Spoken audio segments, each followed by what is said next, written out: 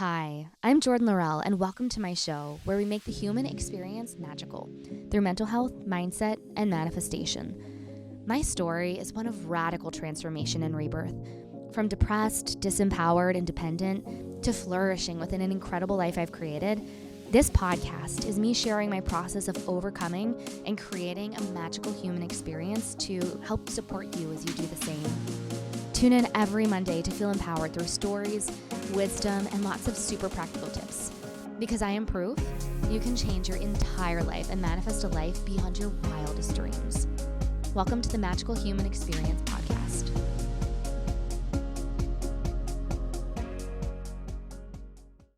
Welcome back to the podcast, friends, and welcome back to another solo episode. I actually wasn't planning to have this be my next solo episode. I had a different solo episode planned, which I think I'm still going to do, but I just felt so inspired to talk about this topic today. I had it in my notes and was like already drafting an outline for it and just bullet points of things I wanted to touch on for it because it's something that it's been coming up, and then it just has come up so much in the last week, and I've been seeing people ask questions about it. I've gotten questions about it. And so I was like, okay, I think the universe is saying I need to dive into this topic now. But before we dive in, I want to touch on the magic of the week. I have had so many things lately that I've been testing and loving, especially like beauty wise, that just add magic. When you look good, you feel good, you show up better. You guys know I'm so into self-perception work. So I think some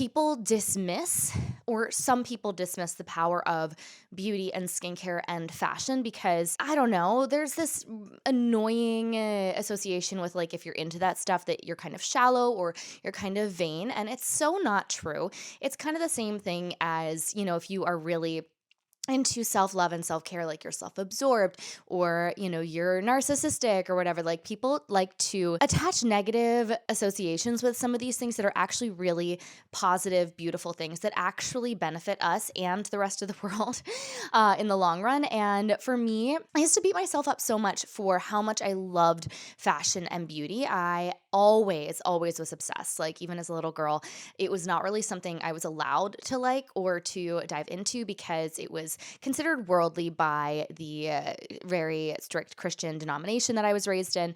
And so it was like frowned upon to really wear makeup or wear jewelry that was like anything but very minimal or to be into fashion. And it was so hard for me growing up, and I felt so much shame surrounding it because I really, really loved it so much. And now, having come out of the very broken state that religion left me in and having really dove into healing work and relationship to self-work and become a very stable, happy, thriving person who actually can show up for other people now and is not a broken shell of a human that can't really do much and can't function well or support others well. I've really dove into all of the things that help us show up well as humans, and how you see yourself and perceive yourself really makes a big impact on how you show up in the world. If you're feeling gross and like just not good about yourself, you're not going to feel confident. You're probably going to be more timid. You're probably not going to pursue that dream or that job. You're probably not going to speak your mind as much. You're going to kind of cower back. Like how we feel about ourselves so greatly impacts how we show up in the world, and how we look impacts that. When I am wearing an outfit, I'm feeling really cute and flirty today. If you're on YouTube, you can see this, but I have this really cute dress from Superdown. I think it's one of the Revolve brands that's actually priced really well. But it's this cute like cotton dress that has this really pretty sweetheart neckline, and it's got these like off the shoulder sleeves, and I did my hair and I did my makeup after not having done it for like 2 days in a row and being a bum and like taking care of email stuff. And I just feel like a new person. I feel confident. I feel more sure of myself. I feel in general more sexy, more pretty, more sophisticated, more like my next level self. These things impact us so much more than we realize. I just love now that I've been able to make this connection, and I am just sharing it with the world and really talking about using style to manifest on Instagram. These things really impact us. If you want to feel like a badass boss babe going into an interview, go get you a power suit and a bold red lip. Like you can really use fashion and beauty to help you feel the feelings of the things that you want to call in and help you elevate into that next level version of yourself and embody embody that version of yourself with whatever you might be doing in life. So that's my little rant from a fashion and beauty lover who was shamed for it for a lot of her life and now realizes actually the science and psychology behind using these things is pretty powerful, and you can actually use them as a tool. They're quite strategic when they're used well. I literally have used style to manifest myself, and I've chatted about this a little bit. I literally use style to become the person I am today. Beauty, some, but really, really, really, really powerfully, I've used style because I think back to when I started blogging, I was picking out these outfits that embodied the person I wanted to be, and they like resembled these women's outfits that I looked up to, and these women looked so confident, so powerful, so happy, so successful, and they were things I wanted to be, and I wanted to be like these women, and so I would dress like them, and when I would put on these outfits I would feel like them, and the more I did that, the more I started manifesting happiness and success and sophistication and just opportunity, all these different things in my life that then started making me believe I was those things, and it's really just mind blowing looking back at how I didn't even know what I was doing. I didn't even know what manifestation was, but just using the psychology of style and fashion and aesthetics, I was able to really push myself way faster than I would have if I wasn't doing that into this next level version of myself that had this career that she loved and was looked up to and successful and inspirational and sophisticated and put together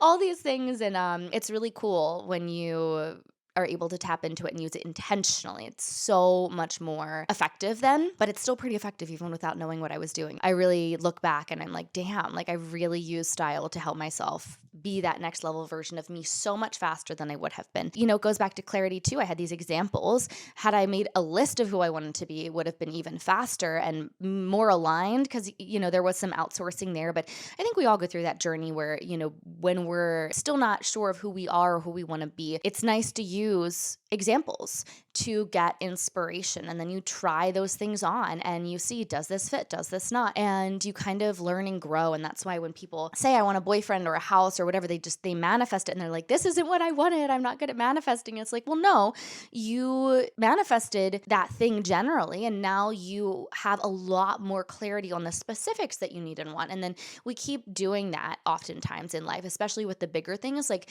we manifest that next iteration that's aligned with what we know we want or what we think we want. And then we get clarity and we learn and we grow. And it's kind of just this journey and evolution that when you really relax into, you get to just enjoy the process, and it's fun and it's exciting playing around with being a co-creator and getting clear on who you are and what you need and want and where you're going. But anyway, that was all to introduce the magic of the week. That was a little bit of a long introduction there. Beauty was what I wanted to share with you guys. If you are watching on YouTube, I'm actually wearing both of these things that I'm sharing today. And the first one is, honestly, I have been loving this because it's so easy to pop in my purse. It's Dibs Beauty. I'm new to Dibs Beauty. They sent me a package like a month and a half ago or so, and I've been using their products and really enjoying quite a few of them. And I believe they're also clean and sustainable, which is always a benefit. Especially, I'm always skeptical when products smell good. I'm like, I don't know, is this full of really bad stuff? But they are pretty intentional and good about what they're putting into their products. I know the word clean doesn't really have a set of parameters, and so it's actually not a good term to use for beauty or skincare. I've been educated by my friend who is an esthetician, and he's very knowledgeable about all of this stuff, but I know they choose better ingredients. And it's this double-ended little stick. It's literally, I don't know, the size of like 2 lipsticks maybe. So it's pretty compact and small, but it's a blush and a contour slash bronzer. If you can see here in the camera. Also, if you are listening to this like shortly after it comes out, I am catching up on YouTube. My assistant and I are getting everything caught up and uploaded from the last couple of months. So if this isn't up yet, it will be up within like the next week or two on YouTube, so you can actually watch if you want to watch and like see what I'm talking about. Then there's also this lip gloss from Dibs that is this, it's called shade Soda Pop, and I'm obsessed. It's such a nice, flattering, darker lip gloss that has buildable pigmentation, and I just am loving the brand. I feel like the products apply so well. They last for a long time. The lip gloss lasts for a long time. They just look really amazing, and they're, especially the blush and contour slash bronzer stick, I'm loving throwing this into my bag on the go, and being able to do touch-ups, especially like having events or wanting to take a photo, or just, I've been having long days lately, especially like some days I'm like, traveling up to New York from Philly and going straight to an event, don't have a lot of time. And so I enjoy convenience and also portability, compact portability. So this has been a little love of mine that's been adding magic to my life. Divs Beauty, their lip gloss and their blush and bronzer slash contour sticks. They've got quite a few shades that are really pretty for spring and summer. So if you are a makeup girly and you're just wanting to zhuzh up your makeup, highly recommend checking them out. I will link these two favorite products that I just mentioned in the show notes. And now let's get into today's episode. And I kind of was skirting around exactly what we're talking about, but what we are talking about is detachment. And I've been seeing so many people ask.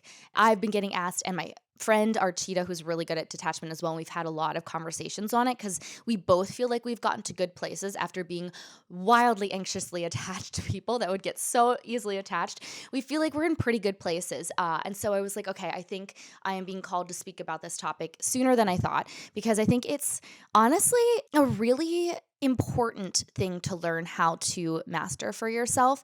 Because I personally, looking back, I would get so easily attached, especially to men. Like I would fall in like with them so quickly. I'd be like anxious if they didn't text me back, and I'd be brokenhearted if they stopped talking to me, even if we'd only been talking for 2 months. I would just get so attached to people. It really affects you. Attachment affects you so much, especially your day-to-day life. If you are an anxious attachment or even an avoidant attachment, like, lacking that closeness and love and affection that you need, attachment stuff can really impact you. And obviously, it really plays a big role in manifestation, because step 5 of my manifestation process is to release, and that's to release attachment to the thing that you want to manifest.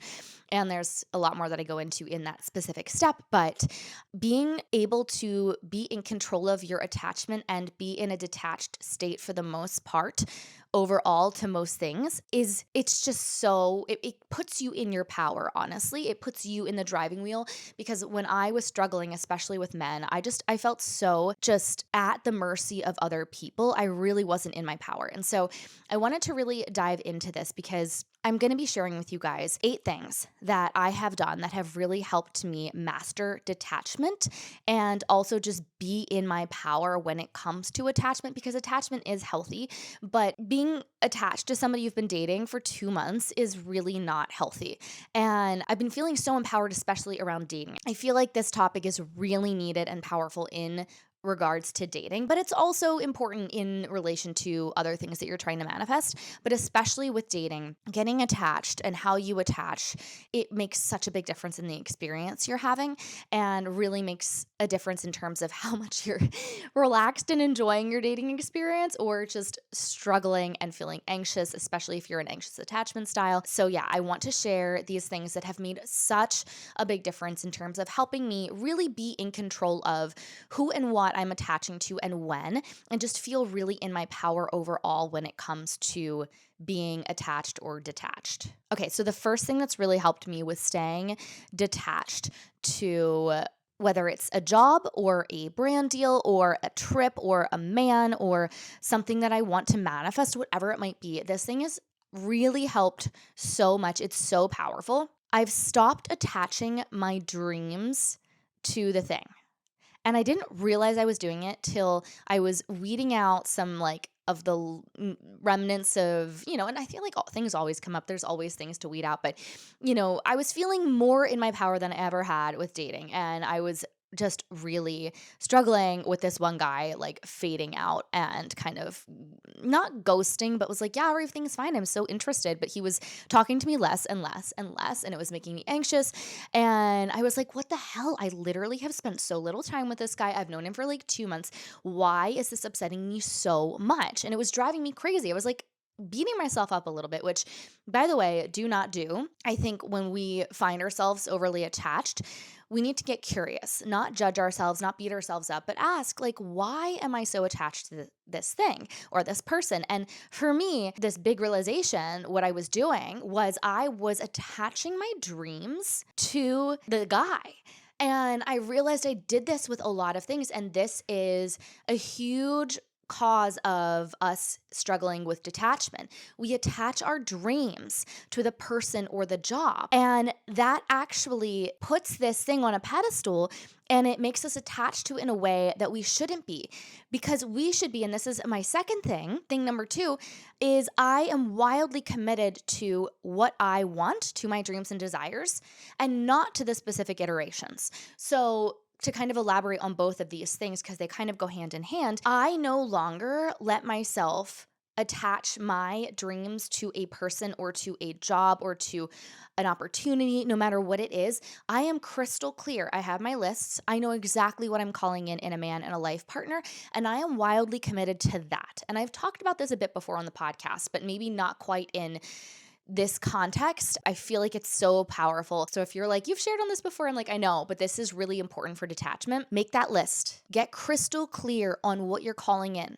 whether it's a job, whether it's your financial situation, whether it is your day-to-day life, whether it is your life partner, having kids, whatever it be. You get clear and write out your dreams and desires, and you have them, and you be wildly committed to them, and know they are yours no matter what. I am so committed to my dreams, and I am now so careful, and I set boundaries with myself. I do not let my dreams and desires and what I'm calling in get confused and mixed up with a specific iteration. So in regards to dating, because I feel like, again, this is a topic where we as women especially struggle so much with it, especially because there are all these limiting beliefs and scarcity mindsets floating around surrounding like having kids and timelines. It's tough. It's tough. And I'll go into this a little bit more later, but it's so important to not let your belief that you're going to have those things get wrapped up with a certain person choosing you. So now when I go into dating, and I've actually felt really good about this and had a lot of success, I am trying to get to know the person and enjoy them. And yes, I am thinking, okay, like, does this person align with me? If they don't want kids and I do, like, clearly it's, not in alignment. It's not that I'm completely ignoring the future or not thinking about it at all, but I am so careful with myself that I am not putting my hopes and dreams of getting married again and having kids, both things that I really want, they are not tied to this man. And I keep coming back to, whenever I feel a little triggered or a little anxious, like if the person seems to be pulling away or not working out or whatever might be happening, anything that might bring up a little bit of feelings, I'm emotionally available to myself and I sit with those feelings, but I really come back to, I'm still getting what I want. I'm still going to have my dreams. I'm still going to have my desires. Everything is still working out. And if this person isn't it, that's okay. The next one will, or the next one will. And, I know it can be a little hard sometimes when you're like, when's it going to happen? But the universe is always using these things to help you become a match for what you truly want, especially when you're staying really committed to it and not settling and not sacrificing. Everything that's happening is the universe really helping and supporting you in becoming a match for that thing. And so this iteration, it's okay if it's not it. Because guess what? It doesn't mean anything about what I get to have. I still get to have my dream partner and my dream babies and my dream life and all of these things. They were just a stepping stone and or a lesson or just some fun. So I enjoy the journey. And I was talking about this actually in last week's podcast I had Elise Basine on, who is a breathwork trauma healer, and she's amazing. But we were talking about divine timing. And I'm just looking back, guys, like I really promise you, all of those things that like brought me to my knees and crushed me and broke me and I was struggling with, they were helping me become somebody who is a match for what I truly want, because I wasn't a match for what I want. When you really are honest with yourself and think about it, are you a match for the person you want? And I think about the kind of person that I was trying to call in, and I'm like, I don't think they would have been attracted to me a year ago, because a year ago me wasn't really showing up great in some areas in ways that a person like that would be attracted to. I wouldn't be attracted to a person showing up like that. So why would the person I want to be with be attracted to? So you got to trust the journey and really trust that and stay committed to the fact that you will really be calling in these dreams and desires that you so deeply want. And each iteration or failure of that iteration coming through is not at all saying you won't get those things.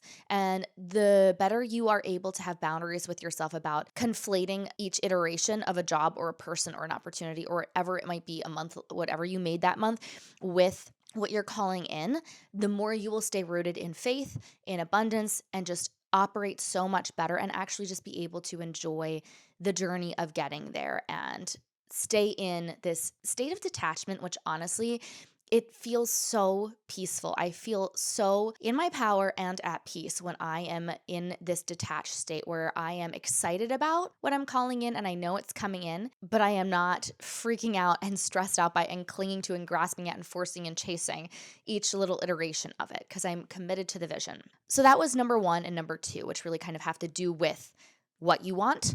And then the rest of everything that I'm going to be talking about, the other six things, they really have to do with getting yourself in a good place because that is the other thing that has been wildly powerful for me and kept me in my power when it comes to manifestation and attachment and calling in what I want. So, number three, the first in this section, is building a secure attachment to myself. I built a secure attachment to myself, and that has just been a game changer in life. It is so much easier to stay detached and in your power when you feel safe and secure within yourself.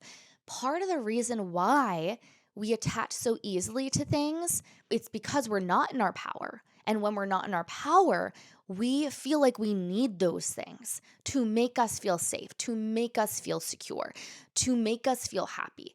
And so if you can build a secure attachment to and relationship with yourself, you are not going to be constantly in this state of like needing and outsourcing. You're going to be rooted in yourself.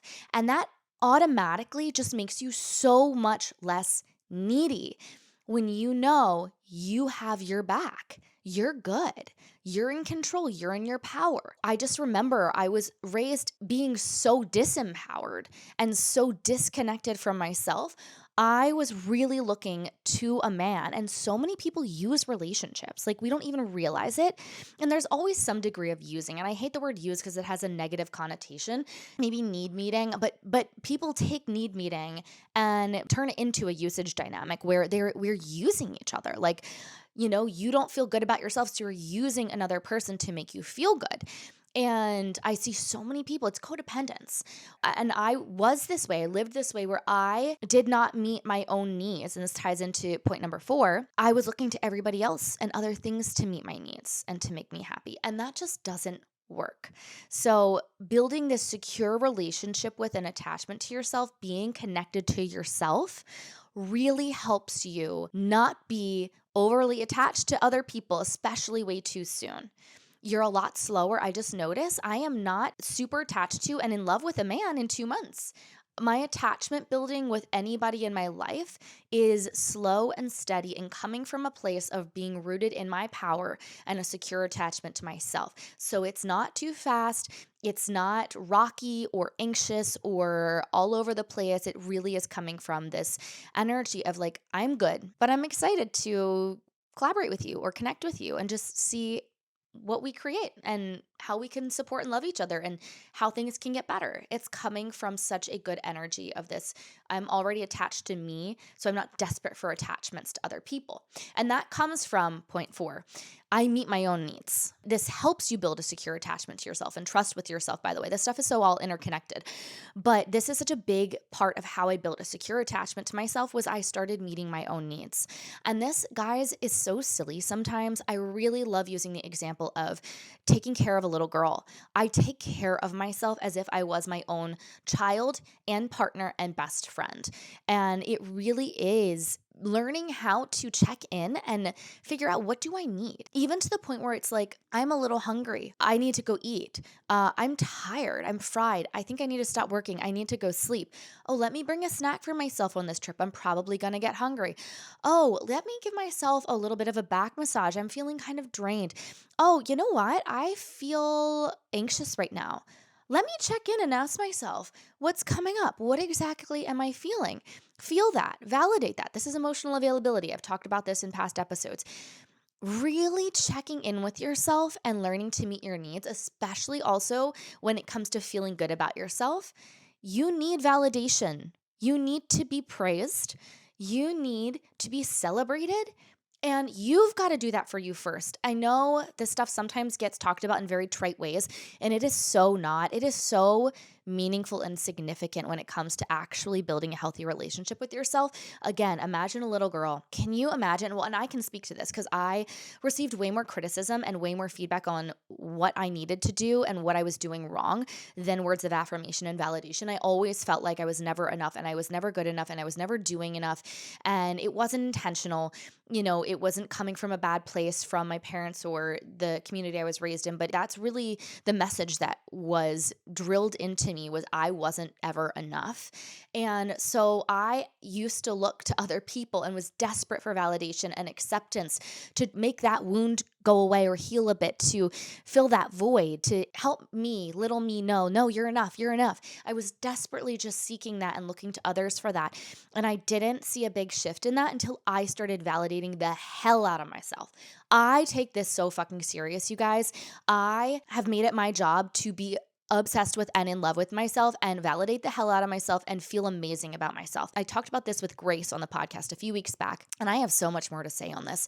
I've mentioned it in solo episodes, but people act like you're narcissistic or you're self-absorbed or you're conceited or you're arrogant when you do these things, and you are not. There is a difference between doing these things and actually being conceited and narcissistic and arrogant. That's when you are not caring about other people. You think you're better than other people. You don't care about other people's needs. It shows up in a way that is negative towards others. But healthy self-love, being adoring and obsessed with yourself, that self-love and that energy only supports your other relationships. It puts you in a good place. It's not inflated ego, it's a really healthy ego. Inflated ego is when you're entering that realm of not being healthy. But I can almost promise you, if you're really worried about having an inflated ego, you probably don't have one. And that's kind of the conclusion I came to with myself. I really do care about other people. I don't think I'm better than other people. I can see my talents and my strengths in the areas where I am maybe more elevated, but I also see and appreciate and love and adore other people and show up for them and serve them and make them a priority. And healthy ego, when you have a healthy ego, you show up so much better for everything and everyone else in your life. And most people have a deflated ego. Most people are, especially us as women, are struggling with feeling good enough. If you feel this come up for you at all, if you struggle with feeling good enough, feeling like you are enough, feeling like you're worthy of your dreams or worthy of your desires, like if any of these feelings are coming up, if you compare yourself in a way that leaves you just feeling deflated and like, I'll never get there, or I'll never get what I want, or I'll never be good enough, I'll never have success. Like any of this stuff that I'm talking about right now, you need to pour the adoration and validation onto yourself and validate the hell out of yourself. Or start writing down all of the things that you love about yourself and all the ways that you're proud of yourself and all the ways that you're amazing and all the strengths you have and all the things you do bring to the world that maybe you are really good at and better at than some people. Like go to fucking town validating yourself. That is such a big need. And I saw such a shift when I stopped needing other people to make me feel worthy and enough because I was doing that for me. You really can. And it doesn't mean that I don't need it sometimes. We have rough days. We're humans. We do need other people. But there is a difference between needing support during some of the tougher times of being a human and not being good and needing other people to literally hold you up. I love the book Boundaries by, I think it's Dr. Henry Cloud. He really breaks down what are you responsible for and what is another person responsible for. And when we take care of ourselves, when you take care of you, you allow yourself to have healthy relationships where you are taking and giving in a healthy way and it's not codependent. So this helps with codependency, which is how we end up in these attachments. When you're not meeting your own needs, you need somebody else too. And that is an unhealthy attachment. And that makes it really, really hard to be in this healthy detached energy. And it makes it really hard to get out of things that aren't aligned and aren't serving you and aren't what you want because you need this other person. My goal in my relationships is to not need them. They should be bonuses and additions. Like, yes, life gets hard. Sometimes we need some extra support, but I don't need other people in my day-to-day life to make me feel loved and amazing and stable and healthy and safe. I've created that for myself, and other people are additional support for that. So, number 4 was meet your own needs. And there's so many things that we could really dive into with this. And again, all of these things I talk about are things that I have mastered within myself and I coach on and I support you guys on. So if you want help with this stuff, please shoot me a message. We get on a discovery call because I want to make sure it's aligned on both ends. I want to make sure that you're aligned for the kind of client I want to work with, and I want to make sure that I'm going to serve and support you and be able to really help you step into that next level self and master these things and come out with a lot of value added. So we make sure that that's all there. But if you want support with this stuff, I'm here for you. I've got you.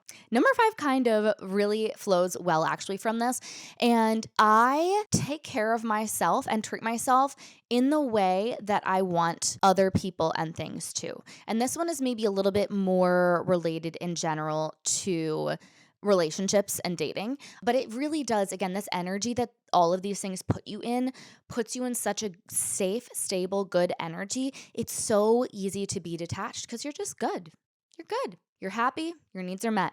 But this specifically, I take care of myself and treat myself the way that I expect others to. And this is so powerful with detachment because how many of you guys get attached to somebody and like it's so upsetting because you know they are not what you want. You know, or you know, honestly, even jobs, opportunity is like same thing. You're in a job, you know, you're not being treated the way you want. Or clients, great example. Your client is really just abusive to you, overly needy, derogatory, whatever. How many of us, and I've been guilty of the same in the past, we're attracting people and things that are just not what we want. Something that has massively helped me in not getting attached to and or accepting those people or things and or has really helped me step away quickly or say no to them is the way I treat myself. Because when you treat yourself really well, it's a turn off. I cannot tell you the way I have been magnetizing men who have been doing the absolute most for me and treating me like an angel and a queen. And this sounds weird, but like a little girl in the sense that like they're just like so gentle and caring and thoughtful and nurturing. Like, again, they're treating me. What did I just say? I treat myself like my own daughter, my own partner, my own best friend. Well, I'm magnetizing men and also friends and also clients that are treating me all of those things. They're nurturing, they're thoughtful, they're gentle, they're caring, they are reciprocal, they're a pleasure to have in my life, they're supportive. I have been magnetizing amazing people in my life, and I have not even been struggling. Like, I am so turned off by anybody who doesn't treat me well because I started treating me well. I started checking myself in how I talk to myself. I started checking myself in any kind of negative like thoughts or attitudes towards myself, towards shame. I started making sure that my needs are all met. I started taking radical self-care actions for myself so that I feel good, going to bed early, working out, eating healthy. Like, I take such good care of myself. Anyone or anything that is not going to support me in staying in this state of being well maintained is a turn off. So I don't even struggle. Whereas I would get so attached to dynamics in any kind of area that were just so not serving me, so not making me feel good, not taking care of me, not meeting my needs, damaging me, honestly, damaging me. I don't damage myself. I treat myself so well. And you're so turned off to anything that isn't that when you do that. It really has just blown my mind the way everything in my life has just gotten so much better because I've started taking so much better care of myself and treating myself so much better. So detachment, treat yourself really well. You're not going to get attached to anything that isn't good for you because it's going to feel so shitty. Your body's going to be like, ugh. Oh my God. I had somebody who was just being kind of passive aggressive with me the other day and I was like, oh my God, cannot even stay in the room. Nope, bye, out. Whereas before I'd be like, oh, like, no, I gotta like make them happy, placate them, make them not upset at me, like all the things. Nope, not even remotely interested anymore. Could not be bothered. So that was number 5. Take really good care of yourself. And then number 6 is to heal your abandonment wounding. And this, again, helps with a secure attachment to yourself. A lot of these things help with each other. But honestly, healing my abandonment wounding was just so helpful in helping me be able to stay in a detached state, especially with dating, but honestly with anything. Because if you're constantly afraid of being abandoned, if you're constantly having this anxiety come up for you anytime something pulls away or doesn't come through or doesn't work out, you're going to attach to anything you can because you just need a person or you need the opportunity. Like you need those things to feel safe. And you're going to be attaching to things that you don't want to and way more things than you should be. When you heal your abandonment wounding, this is so powerful for creating a secure attachment with yourself because you realize you are no longer going to abandon yourself and you can't be abandoned. Like that is a big way you create a secure attachment to yourself. You heal this abandonment wounding through showing up for yourself and not abandoning yourself. That is a lot of what this self-care does and the treating yourself well does. Again, all interconnected, but specifically, I did work EFT tapping, a lot of EFT tapping around I am safe, I can't be abandoned. I actually chatted about this last week with Elise. I had abandonment wounding from being adopted at birth. I was separated from my biological mom at birth, and I couldn't understand why. My abandonment wounding and my just experience in life was so bad. Like, sure, I had trauma. There were plenty of things to create abandonment wounding, but it was so bad. And even after I healed some of those things, it was still presenting. And going back to that and clearing the energy and healing that helped so much. So I highly recommend if you sense that you have abandonment wounding, do as much work on that as you can. Start with what's coming up every time it's getting activated.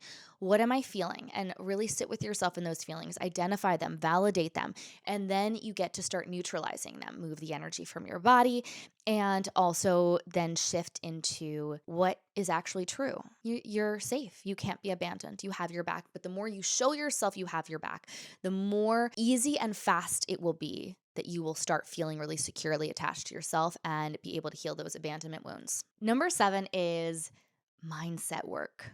I have been surprised at how much in life, especially attaching to the wrong things or not being able to stay in detachment, comes from a scarcity mindset.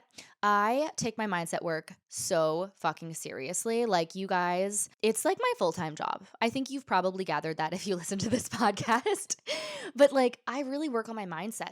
And I did an episode 50, a couple episodes back. This should be episode 54. Please listen to it because those mindsets, when you root yourself in an abundant mindset, it's so much easier to stay in detachment.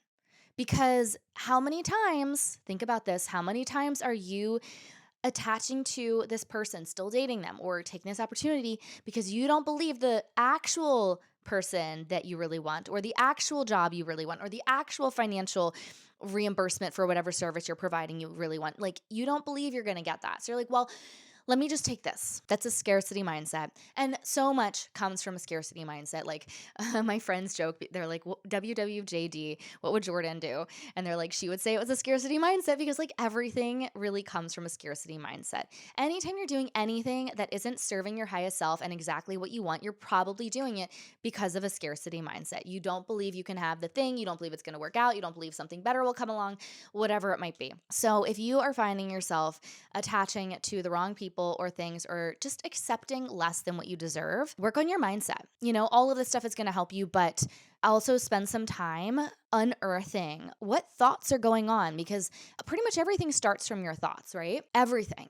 Especially even like with this attachment stuff, your thought is, what if better doesn't come along? What if I'm not okay on my own? Like all of these thoughts that are really just scarcity. You are fine on your own. You have everything you need. You can meet all of your needs. You have your own back. You are safe. Good things are coming. You're worthy of what you desire. You can magnetize what you desire. So check your mindset, because mindset is also a huge culprit for anytime we are struggling with detachment. Anytime you're clinging to something or having trouble letting go, a lot of it comes from you don't believe you can have something better, or you don't believe you're going to be okay. There's a lot of these thoughts going around under the surface that are keeping you from being able to let go of whatever you want to let go of, or not attached to whatever you know you need to not attach to. Last thing that helps me stay in detachment and in abundance is I really practice step 7 of my manifestation practice, which is to receive. And this involves receiving, like actually enjoying and receiving and letting in what I have magnetized and being grateful for it. Like, I am so grateful for my current life. And this ties into presence. It's really hard to be grateful for what you're magnetizing if you're not receiving it. So I just find sitting down and really taking stock of, okay, I may not be where I want to go, but my life is pretty great. And I'm where I wanted to be 6 months ago or a year ago, both actually, farther than I thought I would be a year ago. Like, it's wild when we just take time to sit back. And when you, again, this just helps you be in this energy of, I'm good. I'm good. I don't need this thing, this other person, really take time to receive what you have in your life. How do you have love in your life? How do you have freedom in your life? How do you have abundance in your life? And if you can take time to just receive it, feel it, enjoy it, and be grateful for it, you're going to find yourself in a much more detached energy. The attached, clingy, forceful, needy energy is usually coming from not enough, from scarcity, from thinking we need something outside of us. And when you come back into gratitude, you can't be in scarcity. You can't exist in the two at the same time. Like, it just isn't actually possible. It really helps you also regulate your nervous system and feel safe again. A lot of the times, it's scarcity thoughts and a scarcity mindset that actually activates our nervous system and puts us in fight or flight because we're afraid our needs won't be met or we're afraid that they're not being met. But actually, like, if you sit back right now, like right now in this present moment, you have everything you need. Absolutely everything you need. You have, and I've chatted about this once before, you have as much oxygen as you possibly could have. You most likely, if you're listening to this, have a phone or a laptop. You have devices. You have at least enough food and water to be alive right now. You're not dead. You haven't starved to death or died of thirst. Like, we are so much more abundant than we actually realize. And coming back to being able to see and receive the abundance that we have in our life can really help with just helping that nervous system calm down a little and be like, okay, actually, maybe I'm okay. Maybe I don't need everything that I thought I needed quite as badly as I do. And maybe in this present moment, like, I'm good and I can release and let go of this attachment to these things that I really thought I needed to be okay. Because I actually don't right now to be okay. And I get, there are always things, lifes, and hard things happen. My dad has bypass surgery in a couple of days here, and it's pretty fucking scary, especially to think about what happens if anything happens. Life can be very challenging and very hard, and I have certainly gone through my fair share of pain and a lot of loss, a lot of abuse, and I understand how difficult those times are and those things are, but we are so taken care of still even in those moments, especially when you train yourself to know you have yourself. It doesn't stop those things from happening, but it builds resilience. And it teaches you that you have you and you can make it through and you can still have a life that is beautiful and abundant and magical and just has so much goodness in it despite these difficult things. And, I think that is what creating a magical human experience is, right? It's learning how to thrive through it all. And it's not escaping it. It's not pretending. It's not creating a perfect experience or being perfectionistic about it all. It's not avoiding. It's not unrealistic. Like, it really is being present through it all and having your back and making the fucking best of it. And detachment really helps with that. So I hope this episode was helpful. Obviously, there's so much more I could talk about, like even how to support yourself through detaching, but I feel like we've talked about a lot here. This is getting long, but you guys know my DMs are always open. My email's always open. Always more than happy to chat if you have more questions. If you have a specific situation, let me know. I'm here for you, and I love you guys so much, and I hope this was really helpful. And also, if you find my podcasts, my episodes, my sharing my heart with you guys helpful, I would love if you could rate and review. It really helps just get the podcast boosted in the algorithm or whatever it is on Apple Podcasts, and just helps me out a lot. So would love if you could do that if you love it. And yeah, I hope to see you here next week.